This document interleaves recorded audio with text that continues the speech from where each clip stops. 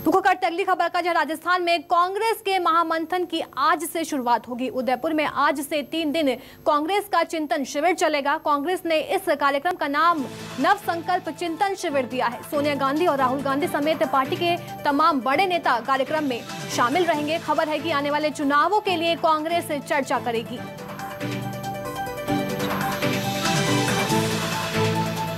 उदयपुर में आज से 3 दिन कांग्रेस का चिंतन शिविर कार्यक्रम चलेगा। मेरे सहयोगी वैभव शिव पांडे हमारे साथ लगातार बने हुए रायपुर से। वैभव, उदयपुर में कांग्रेस का 3 दिन तक चिंतन शिविर चलेगा। क्या कुछ सीएम भूपेश बघेल इसमें शामिल होने पहुंच रहे हैं, तो उनका क्या कुछ कार्यक्रम रहने वाला है?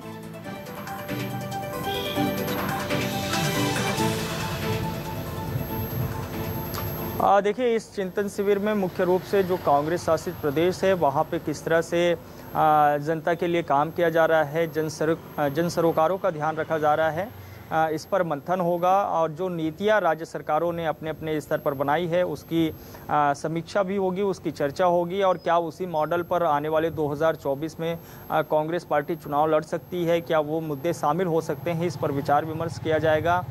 ख़ास तौर पे छत्तीसगढ़ सरकार का जो मॉडल है उसको लेकर के चर्चा विशेष तौर पर है। गोधन न्याय योजना की बात हो, या फिर स्वराजी योजना के तहत नरवा गरवा घुरवा बारी की बात हो, या फिर किसानों को 2500 रुपये देने के लिए बनाई गई योजना राजीव गांधी किसान न्याय योजना हो, या फिर देश में एक ऐसी पहली योजना जिसमें कि भूमिहीन परिवारों को शामिल किया गया, उनके लिए भूमिहीन परिवार न्याय योजना तैयार किया गया, उसकी बात हो। तो इन तमाम योजनाओं पर गंभीरता से चर्चा होगी। और क्या इसी मॉडल को अब देश के मॉडल के तौर पर प्रस्तुत किया जा सकता है, क्या कांग्रेस 2024 में इन योजनाओं के साथ उतर सकती है, इस पर चर्चा होगी। और इसीलिए एक जो कृषि कमेटी इस चिंतन शिविर के लिए बनाई गई है, उस कमेटी का में बतौर जो है नेता टीएस सिंहदेव शामिल होंगे और उस पर वो अपनी बात रखेंगे। इसके अलावा पीसीसी अध्यक्ष मोहन मरकाम जो है कांग्रेस संगठन से जुड़ी हुई चीज़ों की जानकारी देंगे। और मुख्यमंत्री भूपेश बघेल अपने सरकार कार्यकाल की जो है जानकारी देंगे कि उन्होंने अपने 3.5 साल के कार्यकाल में क्या कुछ जो है योजनाएं बनाई, उसका क्रियान्वयन किस तरीके से हुआ और आगे वो किस कार्य योजना पर काम कर रहे हैं, तो इसकी भी जानकारी देंगे। और जानकारी अभी जो मुख्यमंत्री भूपेश बघेल प्रदेश भर के दौरे पर निकले, जिसकी शुरुआत उन्होंने सरगुजा से की और सरगुजा का दौरा लगभग समाप्त हो चुका है, तो वो भी उसकी भी समीक्षा होगी, उसकी भी जानकारी वो राष्ट्रीय स्तर के नेताओं को देंगे। देखिए, उदयपुर में जो चिंतन शिविर हो रहा है वहाँ जब जा रहे थे मुख्यमंत्री भूपेश बघेल, तो उन्होंने कहा कि उदयपुर से कांग्रेस के नए युग का उदय होगा।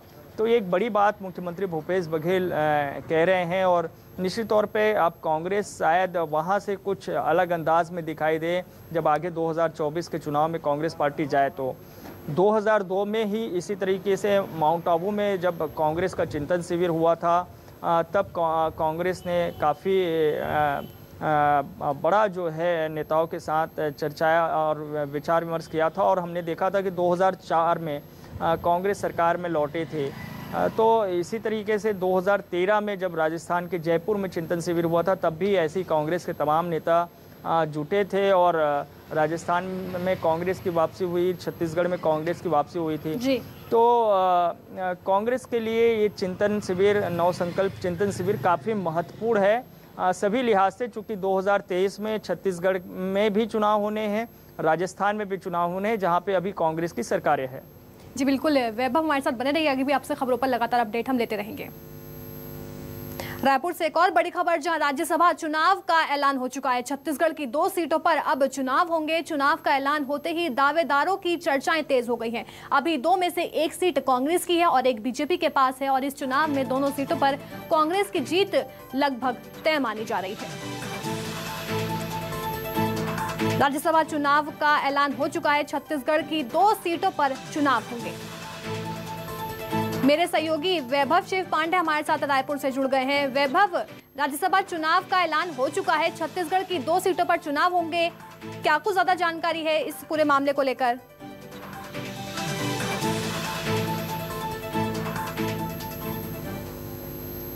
देखिए, 10 जून को राज्यसभा के लिए चुनाव होगा और जो मौजूदा जो राज्यसभा सांसद हैं छाया वर्मा जो कि रायपुर से हैं, और रामविचार नेताम जो कि सरगुजा जिले के बलरामपुर से आते हैं, वो बीजेपी के आदिवासी नेता हैं रामविचार नेताम, और छाया वर्मा ओबीसी वर्ग से आती हैं और कांग्रेस का प्रतिनिधित्व करती हैं। तो ये दोनों ही नेताओं का कार्यकाल खत्म हो रहा है और इसके बाद चुनाव होंगे। फिलहाल जो जानकारी है उसके मुताबिक तो यही है कि छाया वर्मा को रिपीट नहीं किया जा रहा है, यानी कि उनको दोबारा राज्यसभा नहीं भेजा जा रहा है, और नए नामों पर विचार विमर्श चल रहा है।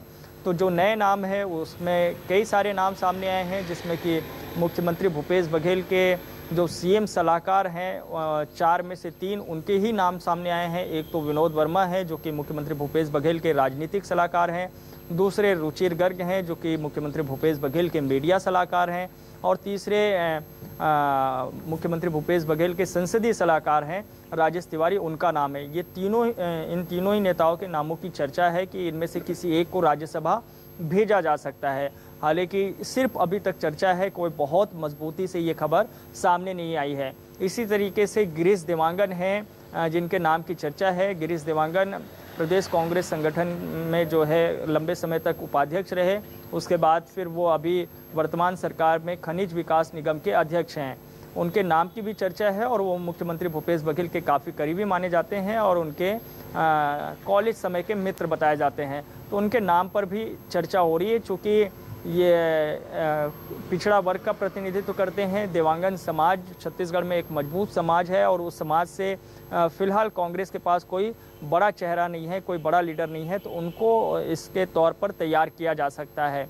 इसके अलावा कुछ साहू नेताओं के नाम की भी चर्चा है, जिनमें से एक नाम धनेंद्र साहू की भी है जो कि मौजूदा अभी अभनपुर के विधायक हैं। तो साहू कम्युनिटी को, साहू समुदाय को, साहू समाज को साधने के लिए हो सकता है कि उनके नाम को भी आगे बढ़ाया जा सकता है। तो पिछड़ा वर्ग में काफ़ी सारे नेता शामिल हैं। इसी तरह से कुछ आदिवासी नेताओं के नाम भी सामने आए, जिनमें से बस्तर से भी हैं और सरगुजा से भी, जो अपने अपने स्तर पर दावेदारी कर रहे हैं।